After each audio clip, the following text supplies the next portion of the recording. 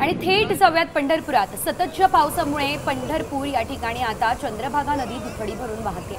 पंढरपूरच्या चंद्रभागा नदीवरील जुना ब्रिटिशकालीन दगडी पूल यासह 5 बंधारे हे पाण्याखाली गेले। चंद्रभागेच्या वाळवंटातील पुंडलिक मंदिरासह इतर मंदिरांना देखील पाण्याने वेढा दिलाय। संपूर्ण वाळवंटाला देखील पाण्याने वेढा दिलाय। चंद्रभागा नदी 45,000 क्युसेक इतक्या क्षमतेने प्रवाहित होतीये, तर पूरसदृश्य परिस्थिती पंढरपूरमध्ये निर्माण झाली आहे। याबाबत चंद्रभागा नदी काठावरून आढावा आमचे प्रतिनिधी भारत नागणे यांनी घेतला। बघू।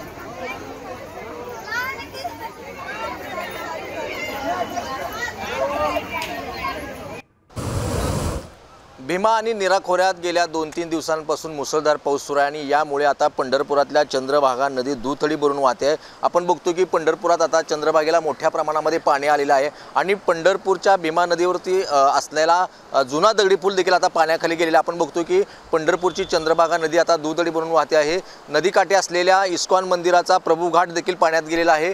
पुंडलिक मंदिर देखील आता पाण्याखाली गेलेले आहे। आपण बघतो की मोठ्या प्रमाणामध्ये आता चंद्रभागा नदी दुथडी भरून वाहते आहे आणि विशेष म्हणजे नीरा नदीतून सोडण्यात आलेलं जवळपास 30,000 क्युसेक्स पाणी आणि चंद्रभागेच्या पात्रातलं असं एकूण जवळपास 45,000 क्युसेक्सनं आता ही पंढरपुरात चंद्रभागा वाहते आहे। त्यामुळे चंद्रभागेच्या नदीवरती असलेले पंढरपूर तालुक्यातील 5 बंधारे आता पाण्याखाली गेलेले आहेत। मुंडेवाडी असेल, गुरसाळे असेल, आवे, पटवर्धन, कुरवली आणि गोपाळपूर येथील हे सगळे बंधारे आता पाण्याखाली गेलेले आहेत आणि या बंधाऱ्यावरती सगळी वाहतूक खरं तर आता प्रशासनाने बंद केलेली आहे। प्रशासनाने नदीकाठच्या सर्व गावांना सावधानतेचा इशारा दिलेला आहे। मोठ्या प्रमाणामध्ये नीरा आणि भीमेच्या खोऱ्यामध्ये मोठ्या प्रमाणामध्ये पाऊस सुरू आहे आणि या पावसाचं पाणी आता पंढरपुरामध्ये पोहोचलेलं आहे आणि पंढरपूरची चंद्रभागा आता दुथडी भरून वाहते आहे।